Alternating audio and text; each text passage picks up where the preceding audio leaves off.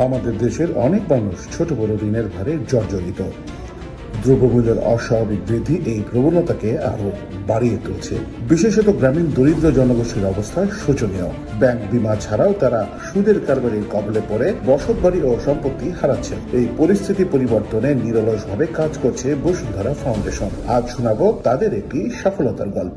কুমিল্লার হোমনা উপজেলার বাগমারা গ্রামের মায়ারানী একজন সংগ্রামী মা। তার স্বামী কমল দাস অন্যের নৌকা ও জাল দিয়ে মাছ ধরার কাজ করেন। 4 সদস্যের পরিবারে আয়ের সীমাবদ্ধতায় অভাব অনটন ছিল নিত্য সঙ্গী। জালে মাছ ধরা পড়লেই কেবল চুলায় জ্বলত আগুন। 2023 সালে মায়ারানী বসুন্ধরা ফাউন্ডেশন থেকে 15,000 টাকার একটি সুদমুক্ত ঋণ নেন। সেই টাকা দিয়ে তার স্বামী জেলেদের কাছ থেকে মাছ কিনে বাজারে বিক্রি শুরু করেন। মাত্র 3 মাসের সংসার চালিয়ে 35,000 টাকার পুঁজি তৈরি হয়। নিয়মিত ঋণ পরিশোধ করে তাদের আর্থিক অবস্থার উন্নতি ঘটে। মায়ারানী বলেন, ব্যবসা করে 1 বছরের মধ্যেই ঋণ পরিশোধ করেছি। এখন ব্যবসা আরো বাড়ানোর জন্য আবারও ঋণ নিতে এসেছি। বসুন্ধরা ফাউন্ডেশনের মতো প্রতিষ্ঠান যদি থাকতো তাহলে গ্রামে আর গরিব থাকতো না। দেশ জুড়ে এরকম হাজারো অবহেলিত ও দরিদ্র মানুষের পাশে এসে দাঁড়িয়েছে বসুন্ধরা ফাউন্ডেশন। শুভ কাজে সবার পাশে থেকে কাজ করে যাচ্ছে দেশ ও মানুষের কল্যাণে।